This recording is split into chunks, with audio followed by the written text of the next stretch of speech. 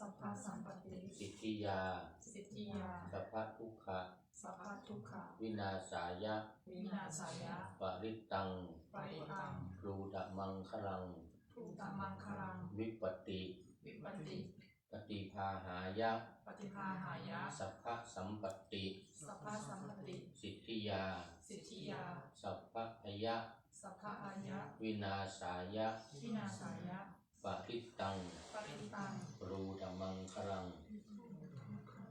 วิปติ วิปติ ปฏิภาหายะ ปฏิภาหายะ สัพพะสัมปติ สัพพะสัมปติ สิทธิยา สิทธิยา สัพพะโลคะ สัพพะโลภะ วินาศายะ วินาศายะ ปริตตัง ปริตัง รูดมังคลัง รูปมังคลัง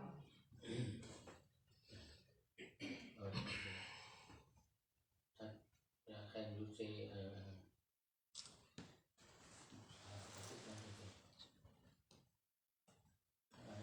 it doesn't matter.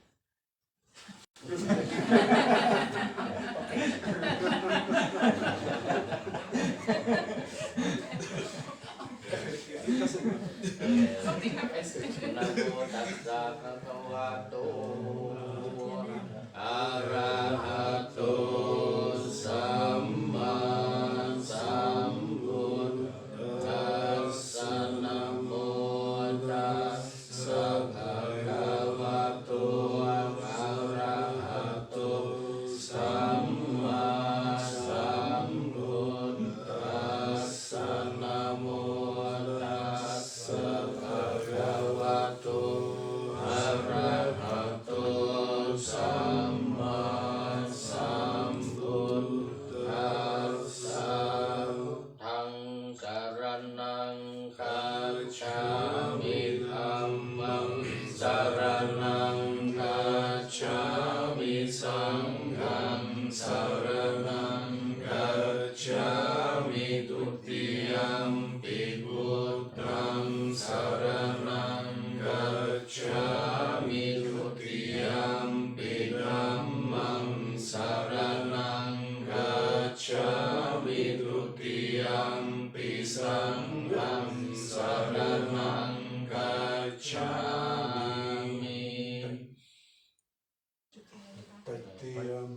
Tatiyampi buddhang saranang gacchami, tatiyampi dhammang saranang gacchami, tatiyampi sanghang saranang gacchami. Asevana japhalanang panditanang jasevana puja japujaniyanang edam manggalamuttamang patiyupate savaso japubbe jagata punyata lasamma panitijaritam manggalamuttamang Usacam jasipan javinayo jasusikito supasita jaya vaca hitam manggalamuttamang matapitu atanang buddha rasa sanggaho anagala cakamanta etam manggalamuttamang jadam acariya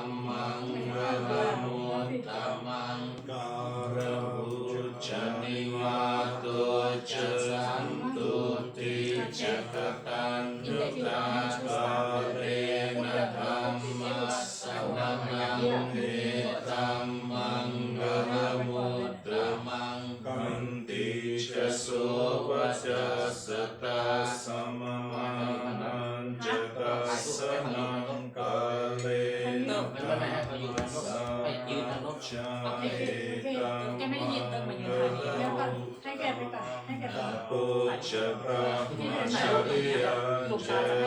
ริยสัจจานาทัสสนังนิบานัสสัจฉิกิริยาเจ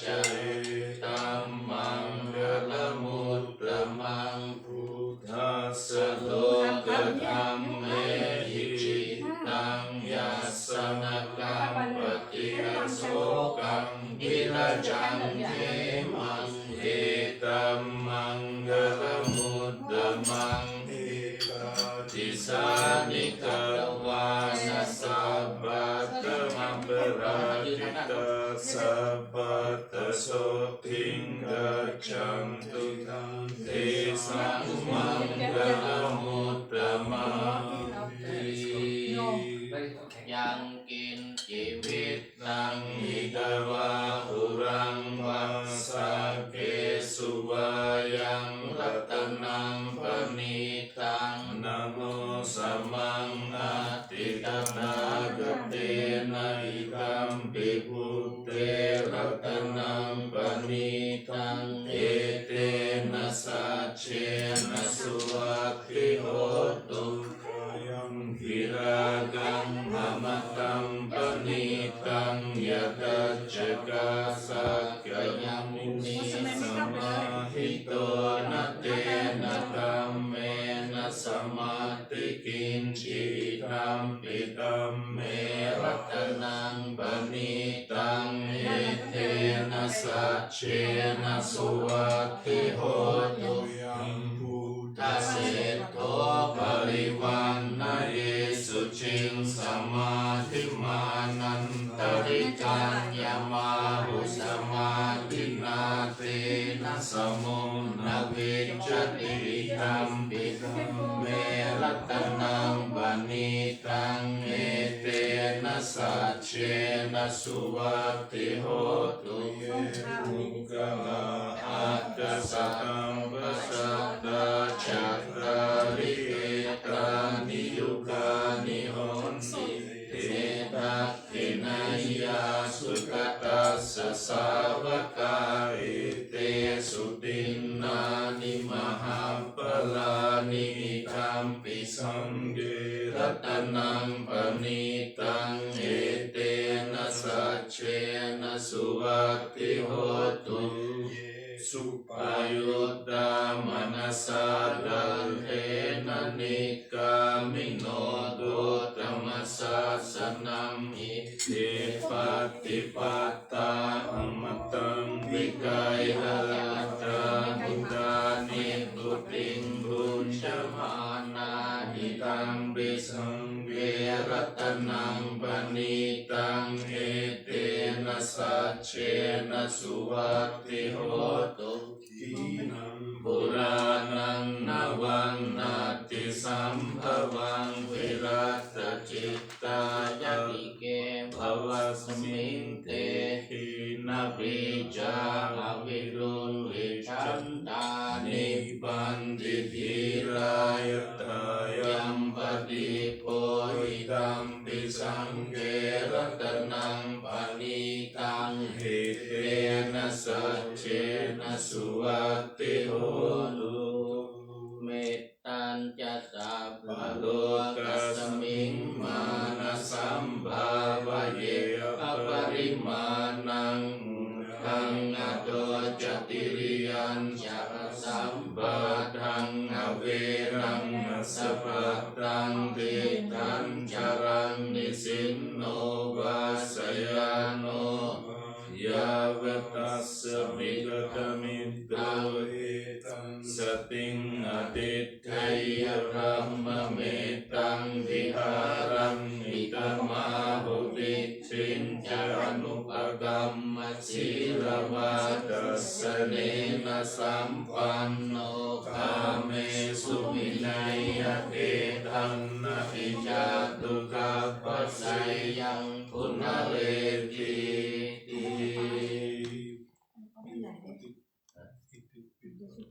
อิติปิโสภะคะวะอะระหังสัมมาสัมพุทโธวิชชาจารณะสัมปันโนสุขโตโลกวิทูมนุตตโรปุริสธัมมา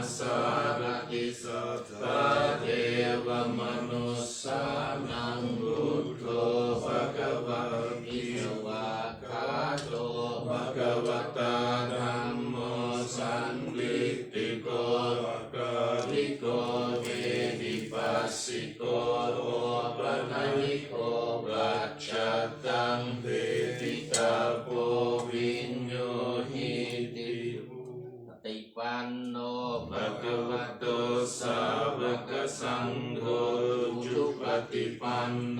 ภะคะวะโตสาวกสังโฆญายะปฏิปันโนภะคะวะโตสาวกสังโฆสามีจิปฏิปันโนภะคะวะโตสาวกสังโฆยะลิดังจัตตาริปุริสยุกานิอัตตปุริสปุกลาเอสะภะคะวะโตสาวกสังโฆปาหุเนยโยปาหุเนยโยดักขิเนยโยอัญชลิกะระนิโย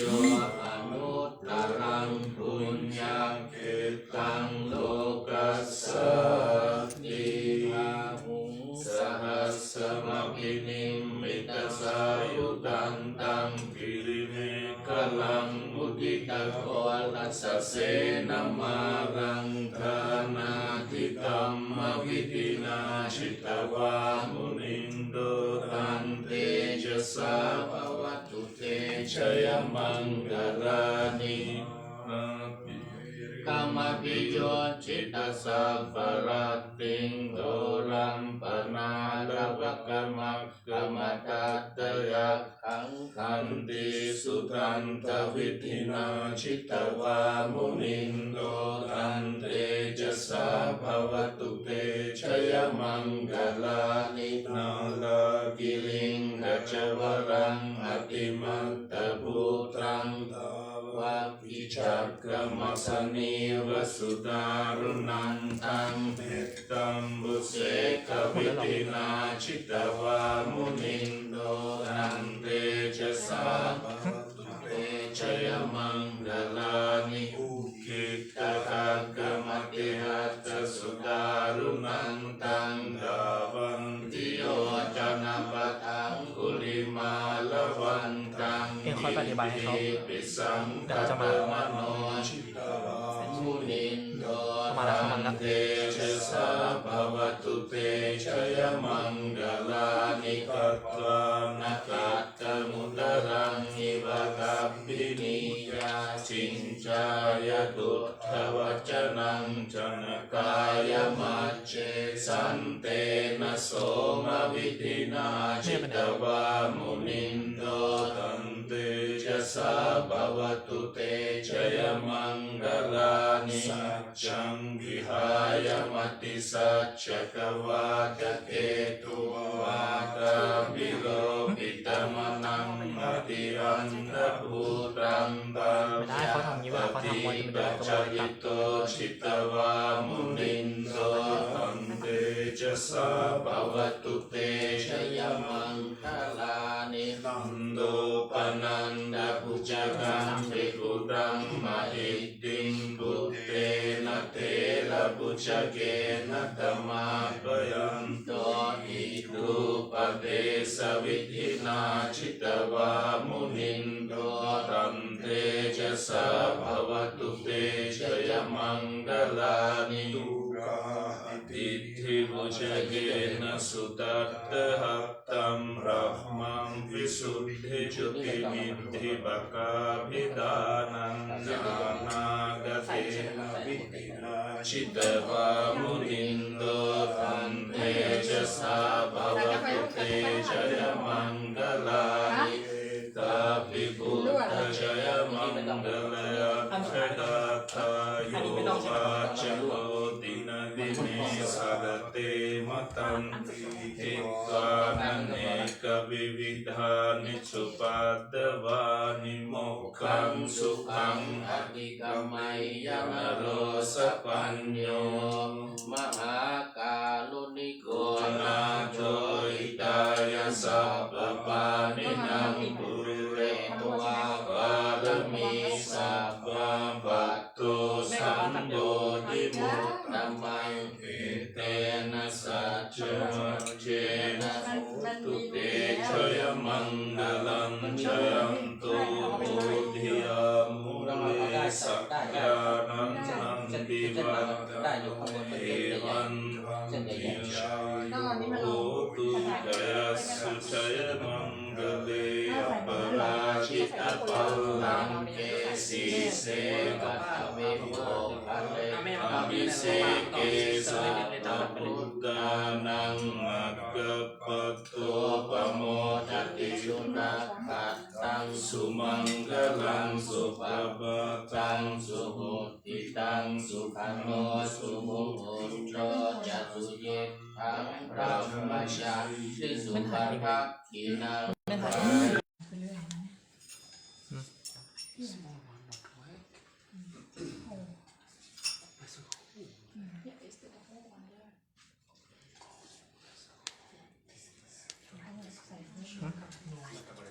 ไลฟ์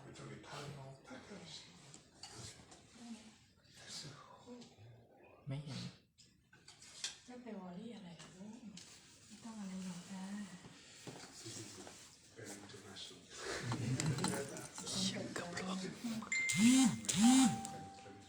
พอพี่เอาอย่าง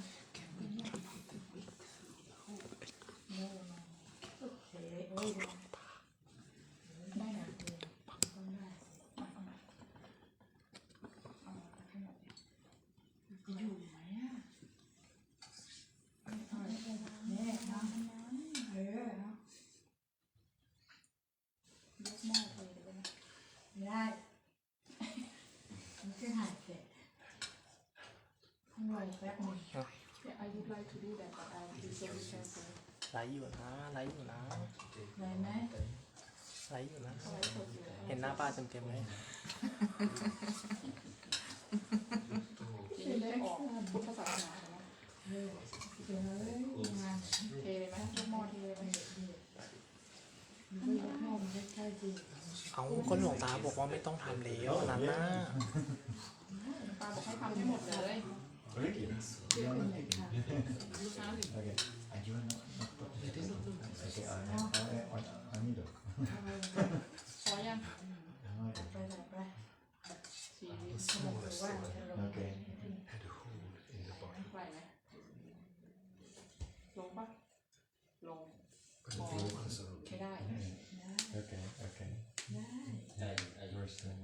ยกหม้อเท ข้างล่างให้มันแน่นกับพื้นมาก Probably it's not. น้ำเสร็จละ เอาใหญ่ๆมาด้วยสินะ Yeah. Because it's a ตา yeah. ตากลับบ้านนะตาว่ามีอะ เอาที่หลอดเทียนอันใหญ่เลย It's like a calorie. ใหญ่ที่มันที่ชาร์จมันมีที่วาง นี่ก็วางน้ำเกลือนี่แหละครับ นอกจากวางข้างหน้านี้เนาะ วางนี่ก็ได้ตรงวางเกลือเกลือ เวลาทำวัดเย็นไง เดี๋ยวข้างหน้าก่อนเดี๋ยวกลับไปข้างหน้าจะเอามาเอาพิมพ์ใหญ่ๆมา ใช่ค่ะ now we have blessing อันไส้มันเป็นไหนล่ะอันเนี้ย กระดาษ ไส้ที่ร้อน blessing ต้องเอาใส่แก้วเนี่ย ป้าไม่ได้ละรั่วไม่ได้ตัวเอาไว้ไม่ได้ ได้ กี่นับหนอเรียกกี่เทียวิดูสัง มี ฆทา แก้ น วต้องมีแก้ว วิดูสังฆทาน ไม่ได้ค่ะจะเอามาร่วมได้ละแก้วมีแก้วที่ไม่ใช้ที่ใช้ทำมันเนี้ยได้ แก้วแบบ เจ้าแล้วก็มีไส้ glass this one two yeah two Maybe I know. It can, maybe it's there, but I can just in the copy. ถึงแม้จะแง่หาว่าอุ้ย ไปสองอันก่อน อ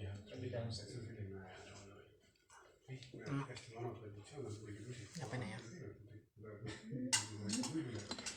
ถึงลูก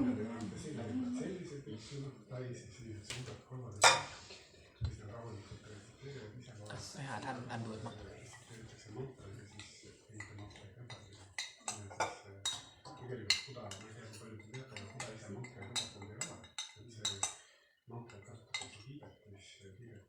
ไม่รู้ด้วยซ้ำมันมีรู เพื่อนก็ไม่ ถ้างั้นเราเอาไอ้ได้ใส่แน่นๆใส่ข้างล่าง ไม่เป็นไรถ้าเอาอะไรไป เดี๋ยวเขาทำทีหลังแล้ว จับ ใช่ค่ะตอนนี้ทำสังฆทาน เดี๋ยวทำทีหลังเอาอันนี้เสร็จก็พอละ เอาวางในเทไหมเจ๊เดี๋ยวก่อนเท เดี๋ยวเราใส่ นี่เอาแก้วนี้เอาวางในแก้วนี้ยง ไม่ต้องวางหรอกตาใส่แก้วเลย นะ เดี๋ยวเอามา มันใหญ่มันเป็นน้ำกอง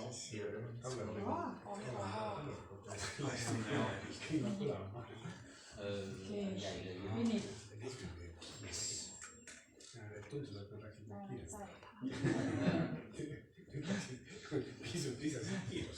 บินไหนดิ Là là. Voilà, voilà.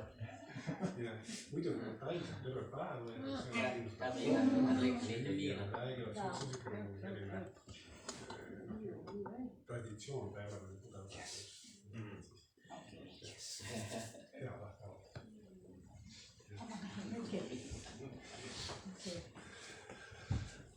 แล้วเอาสังฆทานมาเลยทีนี้ ไปก่อนหนึ่ง สังฆทานเนี่ยมาวางเรียงหน้าพระอันเยอะสังฆทานนะรีบแจก สังฆทาน สังฆทาน วางตรงไหนอ่ะ นี่เป็นของการมันได้ไหมหลวงตา ใช่เดี๋ยวริ้งเยอะวัด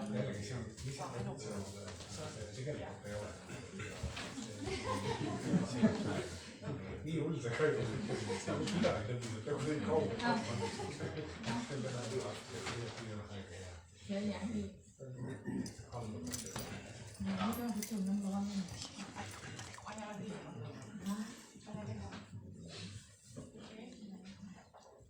ทำหลวงตาที่ว่าติดไว้ที่นี่ครับ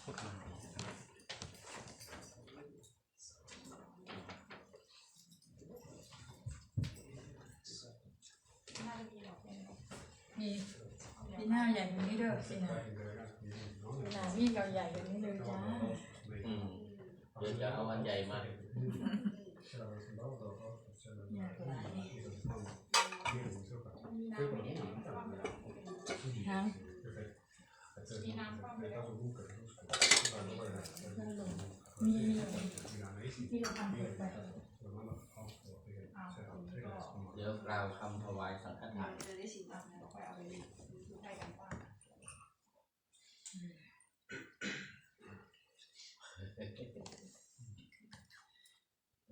เอาละเรียบร้อยแต่ทีนี้กล่าวคำถวายสังฆทานแล้วก็ผ้าไม่ไหนแล้วผ้าป่าไม่ไหนแล้ว ป่า ข้าวป่าคือ ผ้าป่าไม่ ทอดป่าไม่ ข้าว ได้ ป่าได้ไง ผ้าป่ามาวางเอามาวางนี่ ข้าวสีเหลืองไปวางไว้ นั่นแหละมีอยู่คนหนึ่ง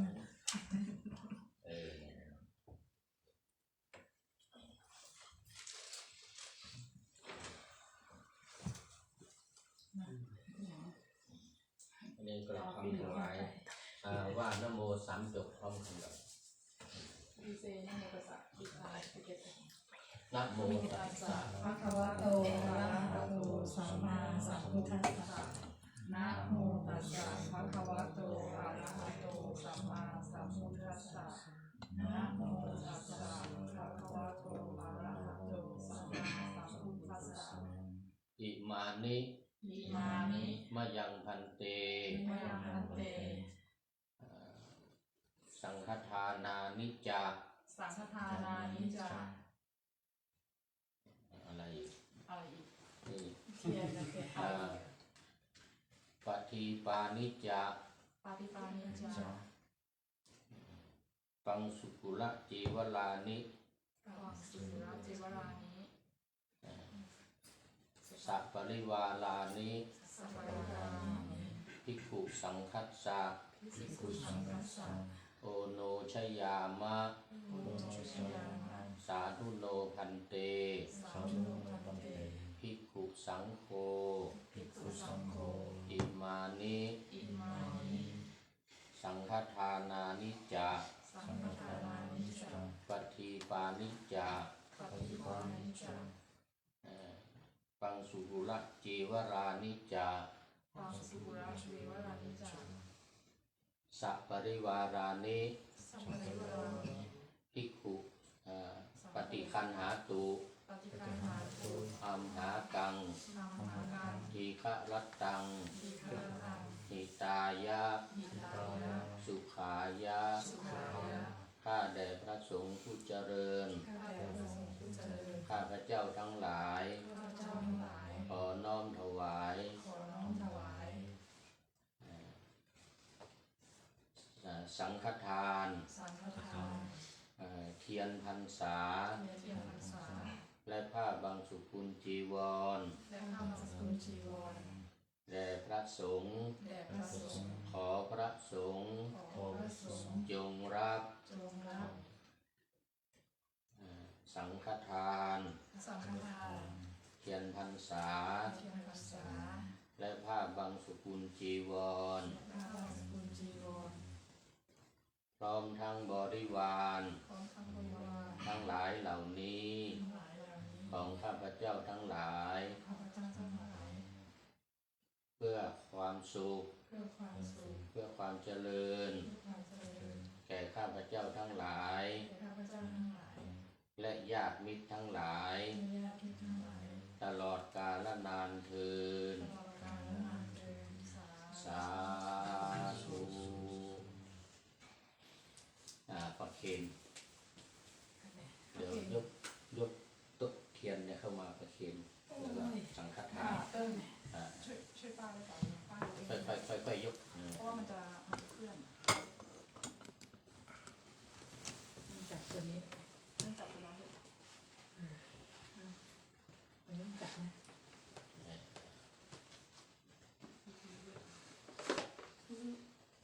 ล้มนะ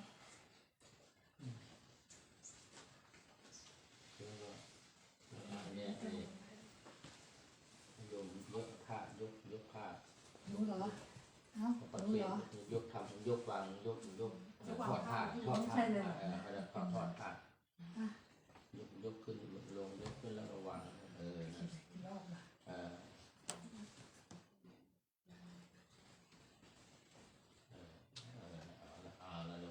แล้วก็ประเคนสังฆทานบอกเจ้าภาพมาประเคนสังฆทานคนละอันโยมประเคนคนแรกให้ลุงมาก่อนนะลุง ครับ ลงมาประเคนยกนี้ให้ลุงเร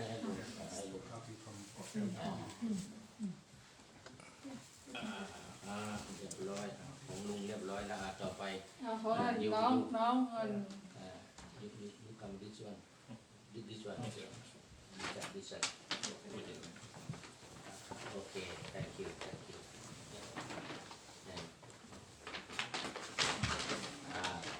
เข้ามาประเคน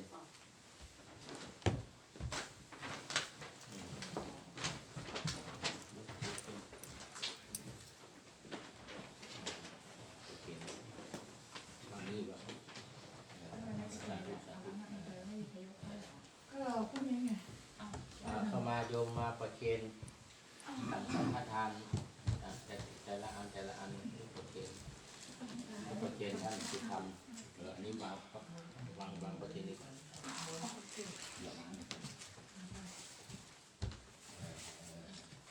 ที่ขยกเหรอ ข้างหลังนั่นน่ะ Yes you can come and give photo book to each one please สาม yeah แบ่งกันอย่าเอาคนเล็กเอาคนเล็กคนเล็ก อันนี้เห็นอยู่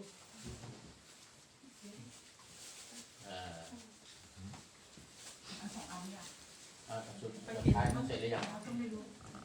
ส่วน อันสุดท้ายเสร็จหรือยัง this one ด้วยครั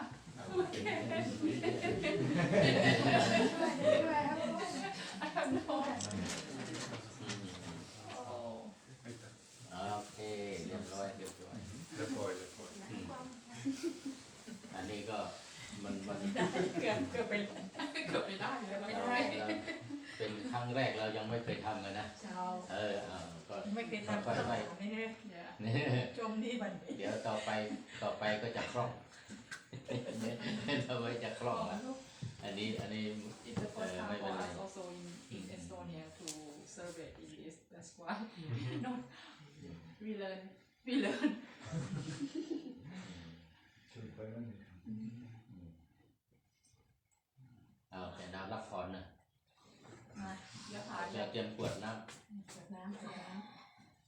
ที่ครับเอาให้ลุงด้วยกันด้วยกันมาไม่แม่หมดเว้น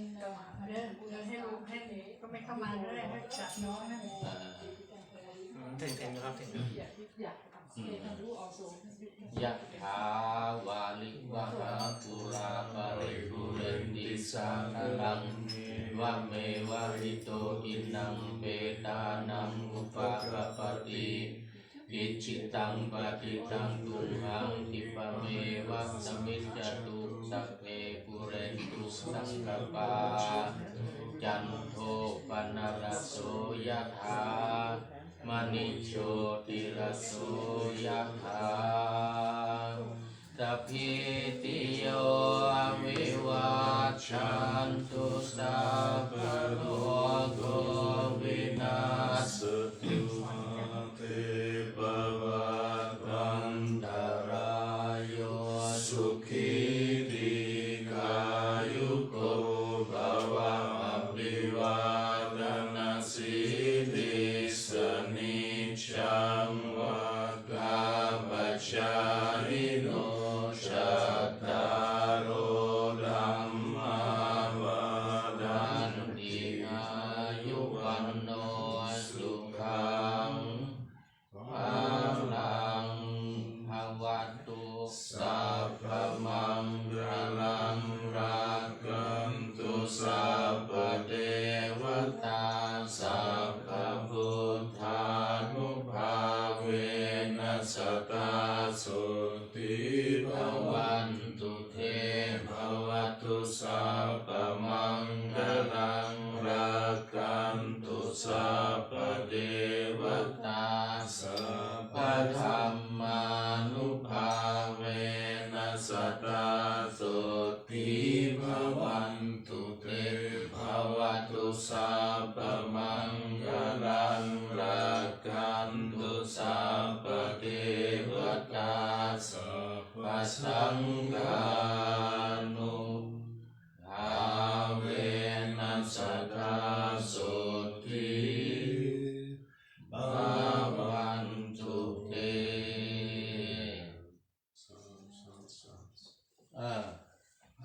ท่าน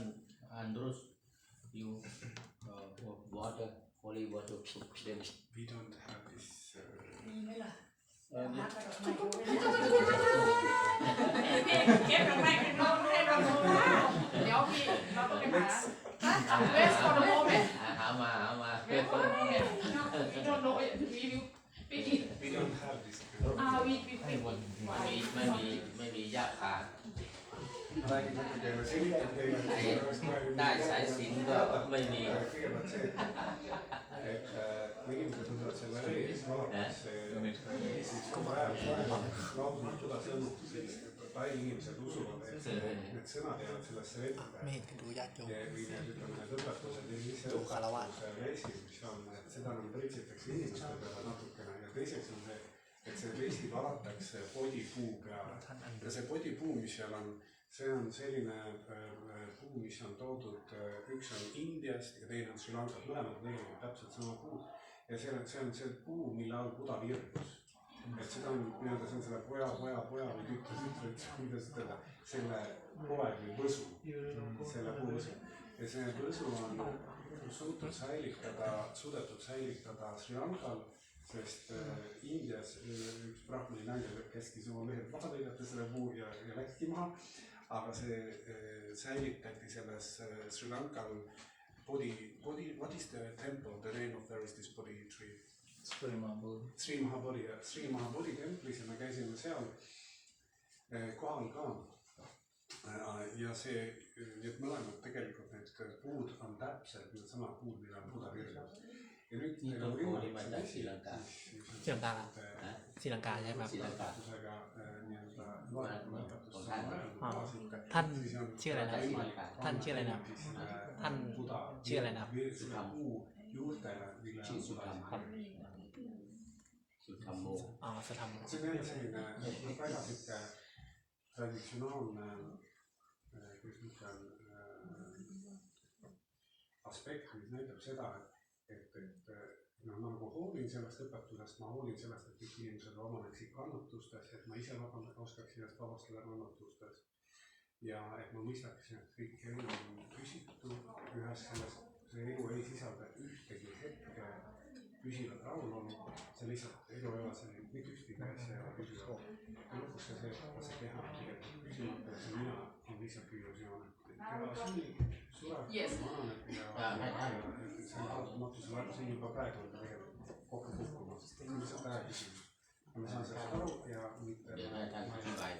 minu arust ma ei toida seda keha või mitte me ei liigu seda keha, vaid ma olen oma meelt sellest, kui see keha sureb, et siis ikka see võimalikult hea olla, tänu sellele, et inimene ise ei ole kuri, ta ei ole viha, ta ei ole salliv, ta on lihtsalt rohkem õnne, et ta on ise enda parem elada. Nii et ta pakub teistele paremat seikskada ja endale paremat ja kuidas sünnib uuesti, mida vähem on meeletõkke, seda parem on sünnib. มีเลขไหมเฮ้ยหวยออกถูกรางวัลแล้วเดี๋ยวจะมาบูรณะเลยแต่จะขอไปยังหวยของหวยเราต้องจะขอ ja siis vastu inimene oma meelt puhastab seda parem uuesti inimene saab. Et see õpetus ise on ka lihtne. Võtate halva tegemine, teha seda, mis on oskuslik ja puhastama meelt. Algõpetus on väga lihtne. Meditatsioon aitab seda meelt. Meil on kaks asja kirjutatud tarkus, tarkusega, mida me kuuleme, siis me analüüsime selle läbi ja siis me mediteerime, et saab ka meie omaks.ไม่โฟกัสต่อ Et ma saan aru küll, et sõbrad on hea olla ja siis kui viha tuleb üles, siis katsuse siis olla. Aga nüüd on see, et kui ma pidevalt arendan ja ma meeles seda suurem ja suurem, kui tekib see sama olukord, siis meel enam ei ole nii ärritud ja järjest edasi, kui inimene näiteks, kui ta tõesti terve elu mediteerida, siis elu lõpus ta on, meil on puhas sellest vihast ja järjest midagi peale seda pannud. See ei ole seotud väliste inimesega. เสร็จแล้วใช่ไหม Päästikud osas เหลือ iga ääri. นั่น อธิบายให้โยมฟัง Mis võib omakorda teisi. ไปซื้อนะแม่ โอเคAnush okay now you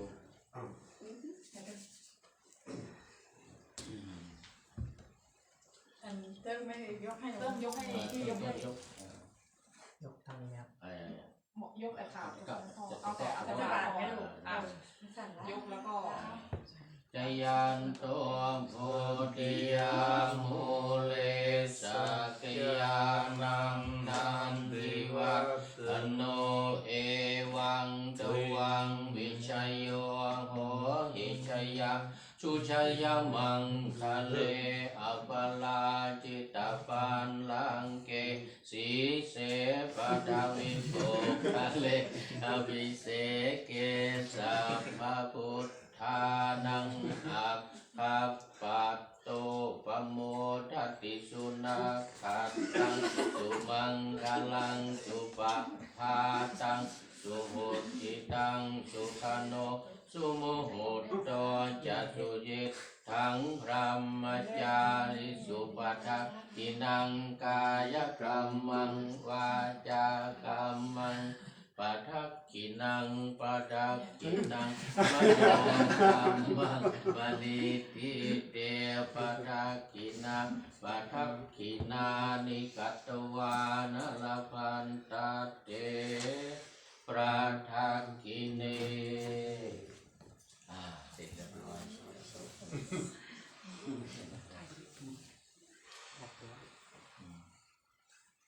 ปิด อ๋อได้ครับ ปิดยังไงนะ